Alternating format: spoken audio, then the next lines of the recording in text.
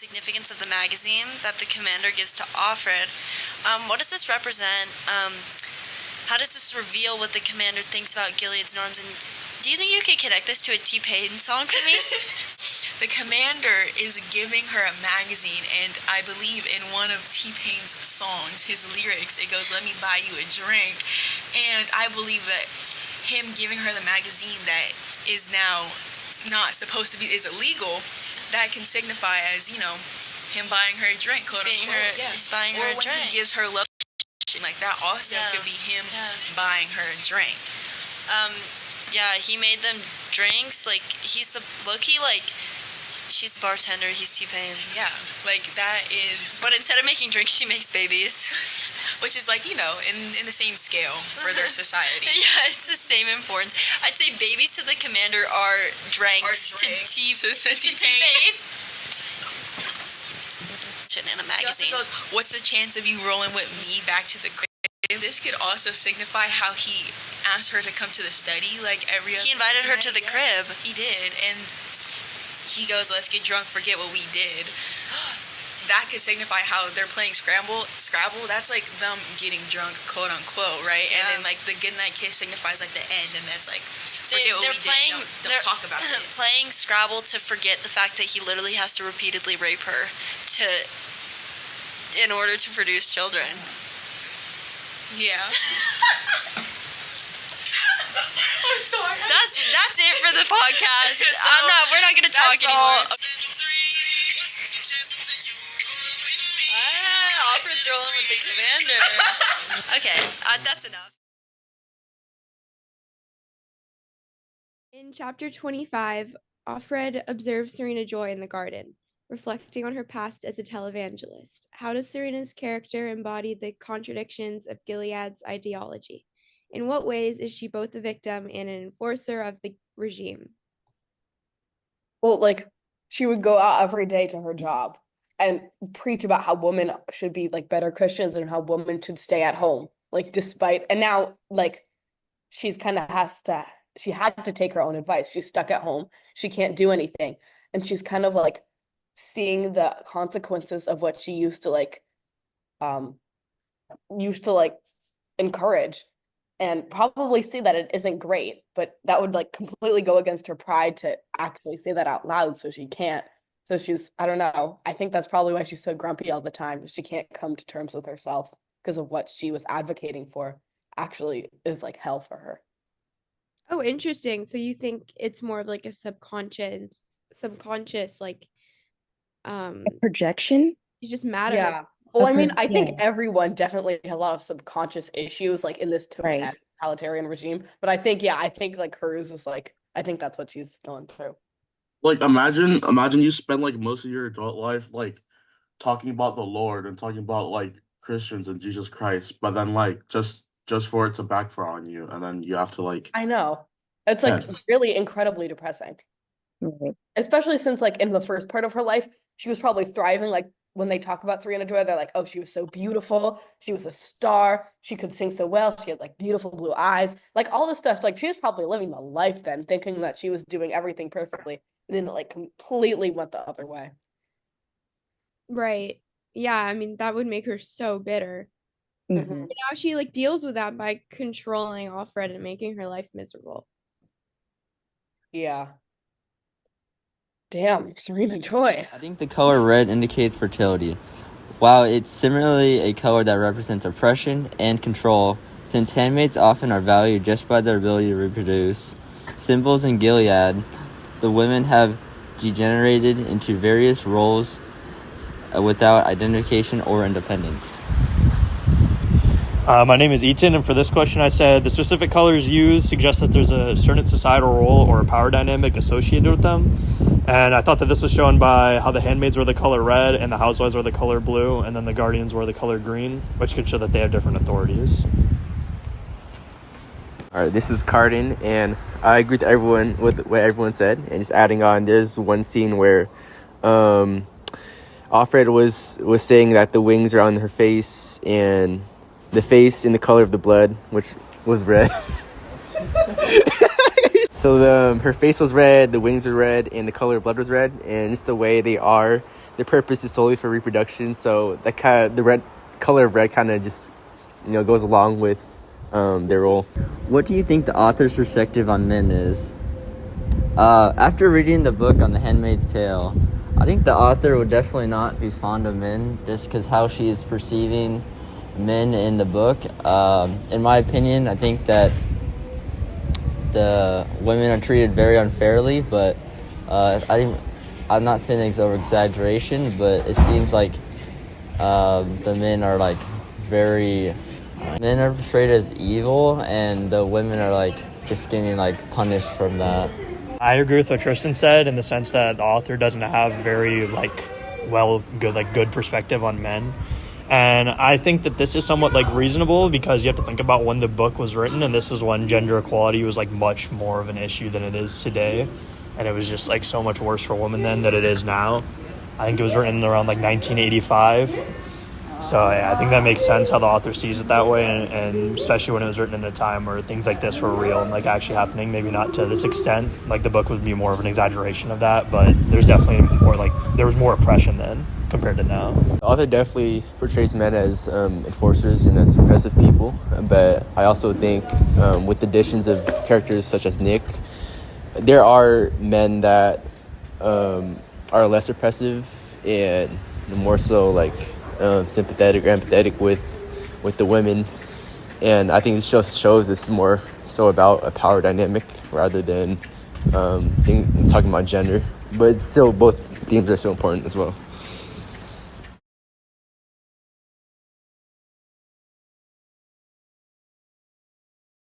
Offred, the main character, has been forced into the role of a handmaid, essentially a surrogate but forced into the role. We follow as Offred utilizes her fragmented memories of her life before Gilead to survive within the walls of the new oppressive society, attempting to find ways to rebel against her oppressors. What role would you prefer in society?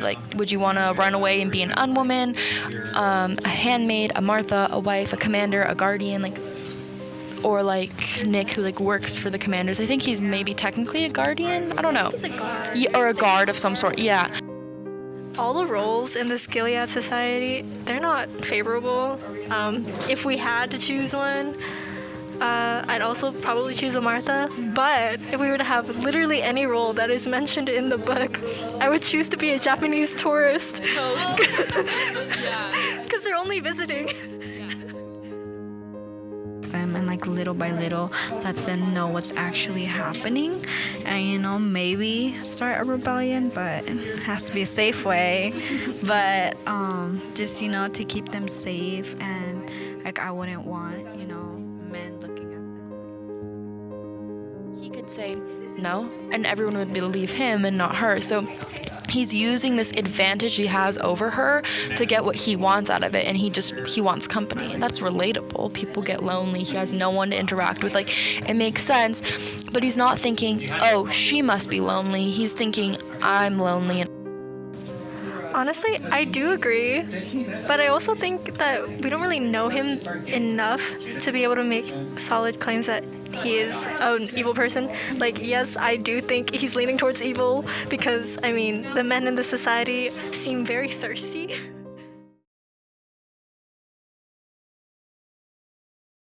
Once again, I'm your host, Sam Gumas, the most wonderful host, and we're here talking about The Handmaid's Tale.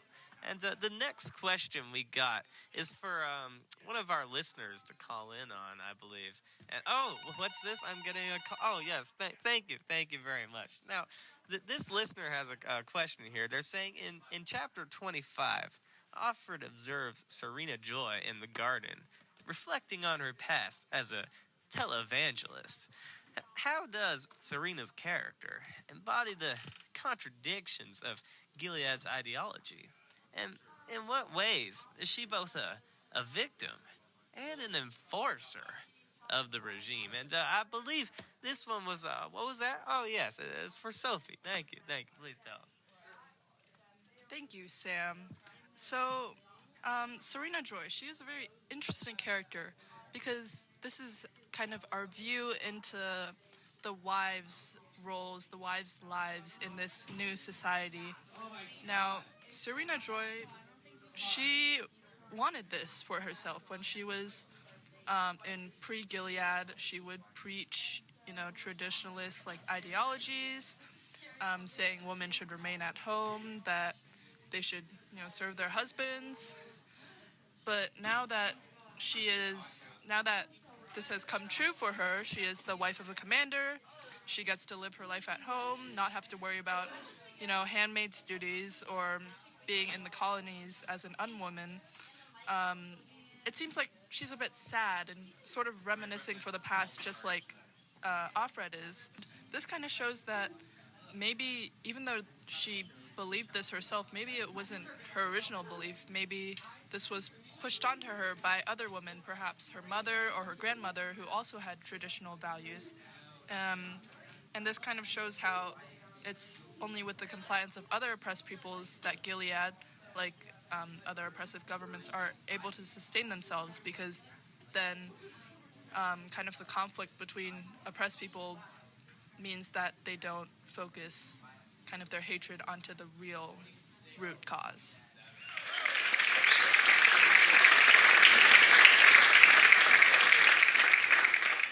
Hello, this is 6th period AP Literature Handmaid's Tale podcast with Lana Richard, BLL,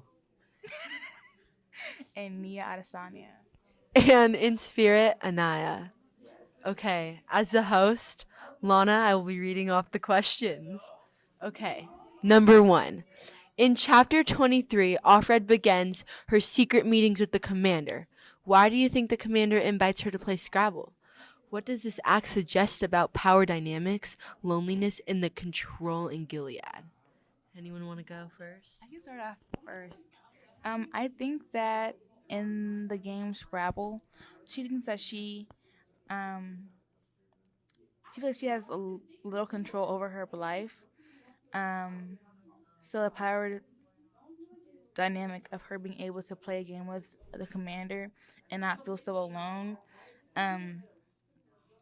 might make her feel more supported while in Gilead, since she doesn't have much friends and can communicate with the other handmaids. I think that he invites her to play Scrabble because, like, he can just kind of do whatever he wants. Like, even though it's against the rules, he still, he can still do that. But also, I think he invites her because he's lonely, and he says that to her in chapter 23 when he invited her, and he kind of explained, like, that his wife doesn't do a lot for him, like how, like, his wife has her own things to do, and how they're not, like, connected anymore. And I do wonder why, like, he chose Offred and not any other handmaids that live there, and, like, what it's special about Offred that makes him interested. But then I also think that Offred, like, I think that she obviously doesn't like going, but she likes, like, switching it up and not having the same routine, and it is in a way like her way of rebellion and resistance against the regime, even though that it's like the commander asking her to go there. Okay. Yes, I agree. Yeah, it's a group Yes. agree. Yeah. Okay, so question number 2. In chapter 22, Offred recounts Moira's escape from the Red Center. How does Moira's act of defiance contrast with Offred's more subtle forms of resistance? What does this reveal about the different ways individuals resist oppression in Gilead? I think Moira's act of defiance is a kind of a sudden, bold, and a dramatic change, and it kind of while Offred's resistance is a regime are internal, and I think that it's also kind of she directly confronts the oppressive system, so basically kind of finally taking a lead, or kind of standing up to herself, and also standing up for the other oppressed people in the book. And she kind of also refuses to accept the rules as sort of to resist that were kind of created, and it's kind of an act of resilience and also kind of align with the mental state and needs that everyone else kind of is going through.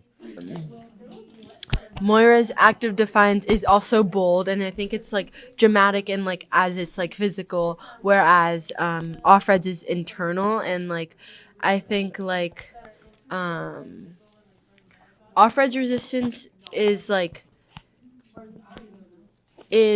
in her like memories and remembering the past, like Luke and like all the things that she used to do, instead of like just becoming like Off Glen, where she just kind of like, you don't know if Off Glen would like tell on Offred if like Offred messed up, and that's kind of like the difference between like someone normal like Off Glen and then Moira and Offred, where I think they're like three different levels of someone in the Society of Gilead, but both acts align with like their psychological state and needs, whereas like Moira wants to feel empowered, so she does a physical act of resistance, where Offred kind of still wants to keep her sense of self-worth, so she just does it internally.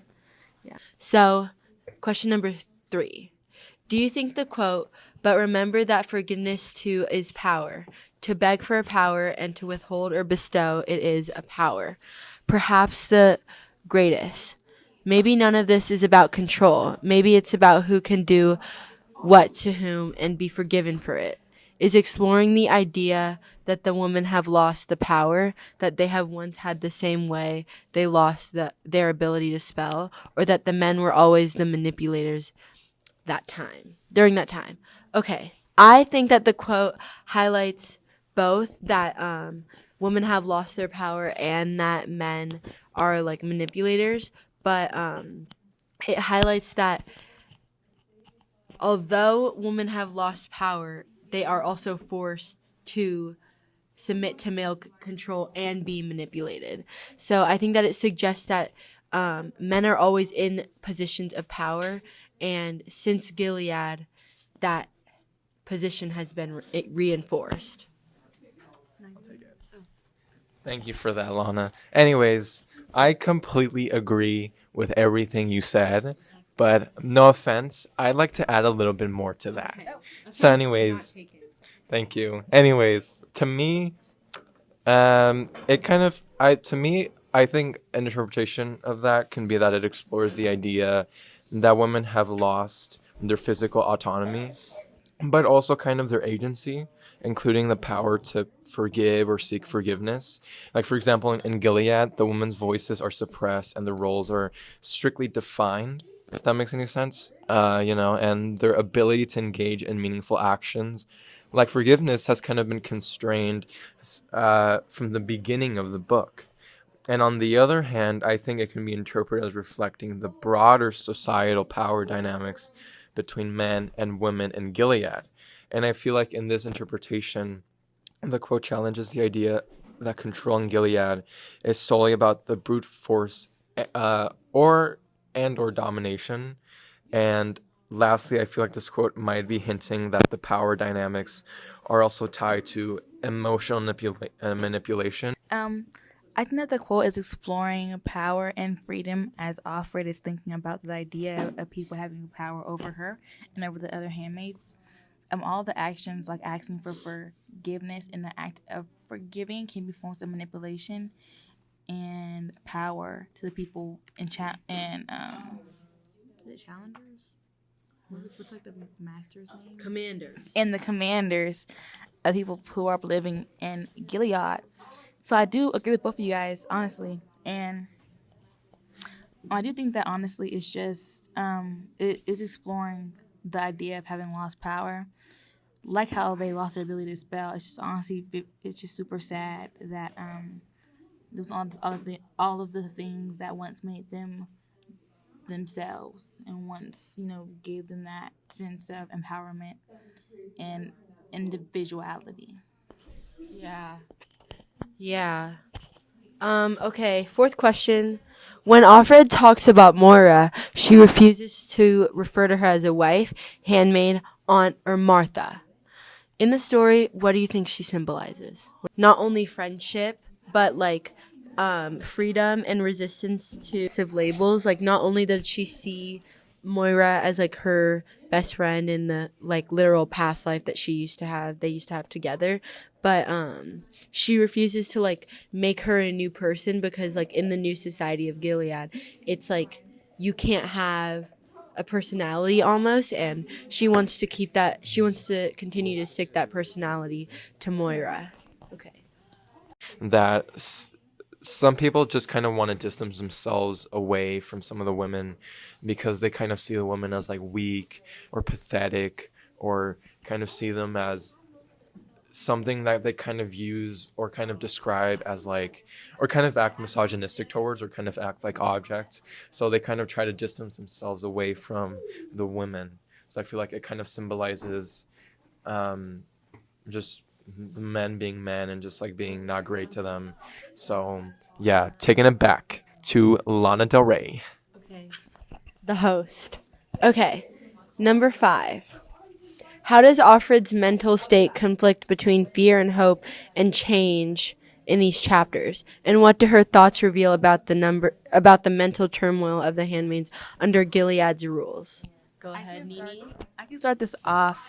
So the mental conflict between Offred and her idea of fear and hope and change in these chapters, she kind of reflects back on her past a lot, which makes her more sad and more. Well, she kind of starts to mix up like the past with what like reality and what is not real. She also tends to fear with the idea where her child may be and where her husband Luke may be. These reveal that the mental turmoil that the women of Gilead, or the handmaids of Gilead, under these rulings are getting drove mad and being drove crazy because they are longing for what they once had. They don't have any kind of security in their old life.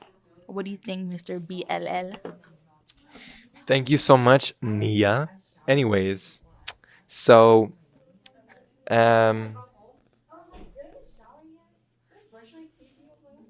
so I think that her fear stems from like the constant surveillance, and like she constantly refers to like the eyes and like certain things subtly, but also just like the punishments for disobedience and like how she yeah, okay, and the oppressive environment of Gilead. But she has small moments of like rebellion or connection, like when she has her secret interactions with Nick, and just like when she remembers the past, it kind of gives her hope. But her thoughts reveal how deeply the regime has control over like identity and like hope, and like making every moment, like no matter how big it is, like Moira's, or just thinking about it like Offred, is an act of resistance, and it's very rare. But the mental turmoil of the handmaids reflect their struggle to maintain their humanity in the face of this control. Okay, so next question. In chapters 18 through 25, we see glimpses of relationships between women in Gilead, including the dynamics between Offred and other women she meets. What do these relationships suggest about the role of unity among the women in a repressive society? Well, go ahead, BLL. This one I would like to answer. So the relationships between the women in Gilead, especially between Offred and the women she encounters, reveal a complex web of competition, solidarity, and survival. These dynamics suggest that in a repressive society, unity amongst the women is difficult to maintain due to the oppressive systems designed to pit them against each other. And I also personally feel that the women are often kind of forced into these roles where betrayal, isolation, or where they basically are used for like the men, becomes a survival strategy. I like to point out Offred's relationship with the Marthas, and the other handmaids highlights the tension between the cooperation and mistrust.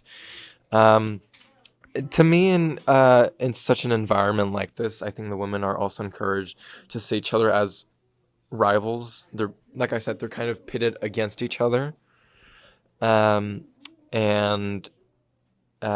make I guess for them to kind of unify, or I don't know if that's the right word, or to kind of to come together is kind of complicated or challenging for them because they're always kind of pitted against each other. So yeah. Anyways, what were you gonna say, Lana? Okay. Let me go ahead. I think that in these chapters, the relationships between women and Gilead,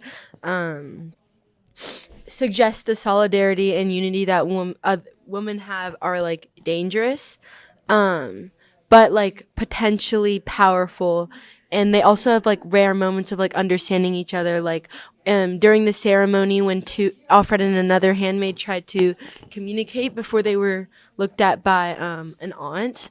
They understood each other and like what they have gone through and tried to like communicate, but they have also been women in Gilead have also been put against each other, and like for like whether it's attention from the commander or just being punished for fraternizing each other. But in small acts of kindness or shared defiance, they also reveal like the unity among the women and like a small form of resistance or an act of survival, as a reminder that like with enough like power in numbers, they can be together in a system that is meant to divide them. Nia, would you like to go?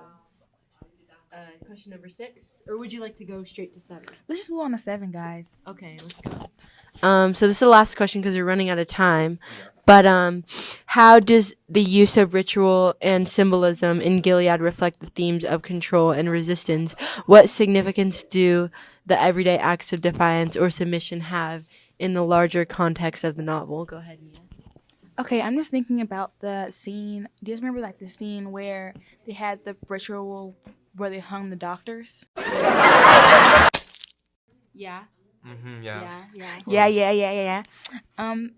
It's making them numb and making them jaded to the fact that these kind of things aren't normal. The theme of control, they're kind of controlling the handmaids, and that's in a kind of way against all these injustices happening.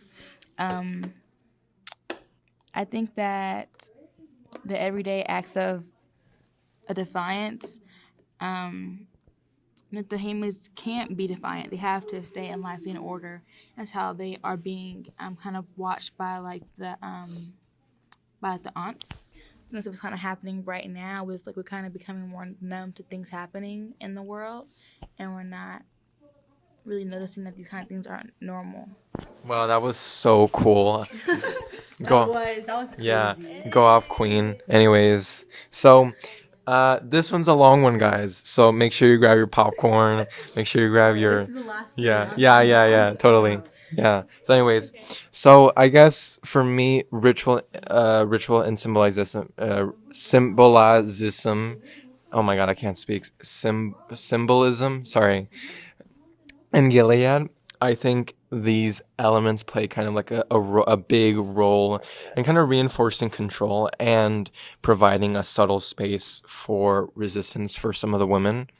The rituals, such as the ceremony, are kind of created to strip away their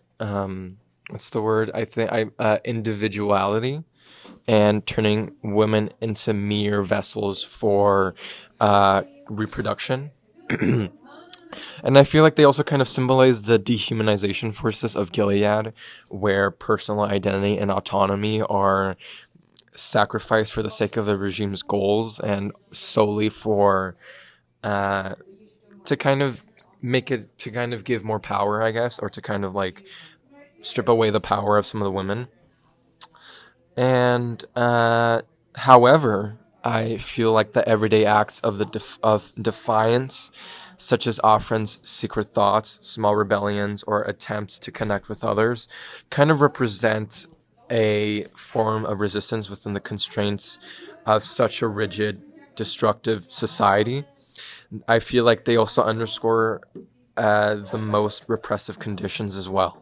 The human spirit finds ways back to push back, whether through small gestures of rebellion or through reclaiming small moments of power. And I feel like these everyday actions are significant because they symbolize that even in an oppressive society and an oppressive system, the desire for autonomy and personal expression cannot be fully eradicated, especially with how much power the men hold. Do you want to say anything? Oh, okay. I do not. Let's close it off. Yeah. Anyways, guys, thanks so much. For listening. Yeah. The conclusion. Yeah. Oh, in conclusion, so my final thoughts are, nice job picking the book, Mr. Rowe. Yes, you ate that. Yeah, nice job. I'd never even heard of it before. Lana, Nia, do you guys want to say anything? Any closing remarks? Nice book, Mr. Rowe. We really liked it. It was really good to talk about it for 20 minutes. Yeah. What about you, Nia? I really enjoyed the book. It's very interesting, and just, we have to just mentally get in a state of understanding and put our feet into the feet of these women who are handmaids. Okay, go off.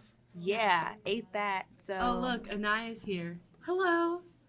I'm Anaya, and I'm sorry I missed the podcast, but I know that my group mates said a lot of really smart things, and they're gonna get a really good grade, Mr. Rowe, because they're really smart and they did really good. And we love your class, Mr. Rowe. And we love your class, and this book is amazing, and I'm so sad to have missed the podcast. Oh no! And I'm gonna go cry at home because I missed the podcast. Okay. All right. Bye. Bye, Mr. Rowe. Bye. Bye. Not only Mr. Rowe, but also everyone else listening. Bye. Yeah. Goodbye. Bye. The various roles in Gilead pit the women against each other by showing that the handmaidens are lower but also above them in a certain way, that they can actually give birth, because their whole thing is you have to give birth or else you're worthless or useless or whatever. You give children. And the wives, even though they're in a higher position than the handmaids, than the Marthas, they still failed in some way, as they could not give children. And then the Marthas, they also failed, as in they couldn't give children either, or their time to give children has passed. Which means they are now just having to work and see other women give birth, and they have to be servitude to these women who are either in a higher position to them because they are wives, or because they are handmaidens who have abilities to give birth. Yeah, I think it kind of creates this circle of jealousy between all of them that makes them really angry at each other, even though they're all oppressed under this system. I mean, the Marthas are really resentful of having to do all the work for the handmaids and wives. The econo wives and the regular wives view the handmaids as whores without understanding any of what they're going through. I think the econo wives are also very jealous of the lives of the handmaids and wives because they have money, and the handmaids are very jealous of the freedoms that are afforded to everyone besides them. So I think just all around they're very jealous and resentful of each other, which distracts them from the true source of their oppression, which makes me think that this is kind of purposefully done by Gilead to distract them from what's actually going on. And then the handmaids start to hate themselves because of others hating them. And I think this really just represents how internalized misogyny and women who are indoctrinated with patriarchal thoughts end up oppressing themselves and each other. I think in modern day we see it a lot with slut shaming, or focus on body counts, or blaming women for the own sexual abuse that's happened to them, because we're taught to sort of think of each other in this sort of negative light without understanding what others are going through, and that these really harmful standards that are placed on everyone end up destroying everyone's lives. But it distracts us from what's the root cause, which is the patriarchy and misogyny, because we're so focused on hating other women. Chapter 21, Offred describes the handmaids in the birthmobile as a relay race that never stops. How does this metaphor reflect the way Gilead dehumanizes women and reduces them to their reproductive function? And how does Outwood use language and imagery throughout these chapters to reinforce the theme of bodily control? Well, it just highlights that the women are not valued for anything else except for having children and reproduction. And so it's very dehumanizing because if it's like they're just viewing these women as pawns that they're just using for, but these women are actual humans and have feelings and experiences, so it's very dehumanizing when you don't look at a person and see them for who they are, and you see them for what they can do for you. Lily, you have something to add? Oh, yeah. In chapter 23, Alfred describes the handmaids as two-legged looms, showing that they're just simply vessels for childbirth, and they're not valued for anything else that they have to offer, showing how Gilead dehumanizes them. That was very helpful. Thank you for listening to our podcast. Thank you for listening. We would like to shout out our great English teacher, Mr. Rowe. Is that not what you meant? No. Miss Rogers in first grade in kindergarten. Yeah, Miss Collins taught me how to read in kindergarten, and I also have very good handwriting thanks to her. 7, 6, 5, 4, 5. Okay, that's enough. 4, Bye. 2, 1. Happy New Year! Okay, the next question is, how are the ways that Alfred rebels, such as like kissing Nick, playing Scrabble with the commander, or like reading the women's magazine, freeing her or keeping her under the same restrictions as before? So kind of like, are the ways that she's rebelling actually freeing her in the end, or are they just like small ways for her to rebel like personally?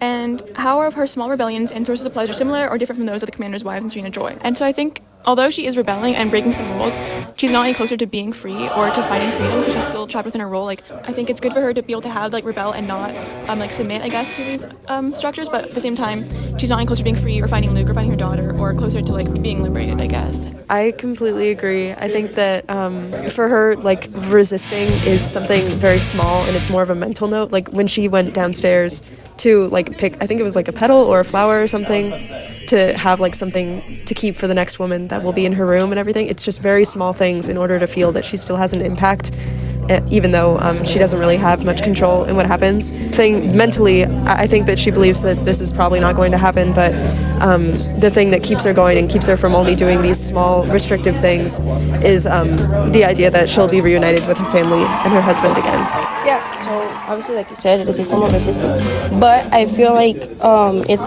maybe it's a pleasure for herself, but also taking like these small things, right, we could tell from the start. And it's more of like, yes, maybe she feels free, maybe it's like against the rules, but the commander himself isn't exactly what's going against her, so it's say us, right, we do a small thing for ourselves, oh yes, we feel like fine about it, but it doesn't stop what's already going on. So it could be a way of like, oh yes, like resistance, right, it's kind of rebelling in a way, but it could be more of like luring you into the problem that's already going on. It's not really, you could say it's not for your own benefit. It's for the benefit of you going along with the game.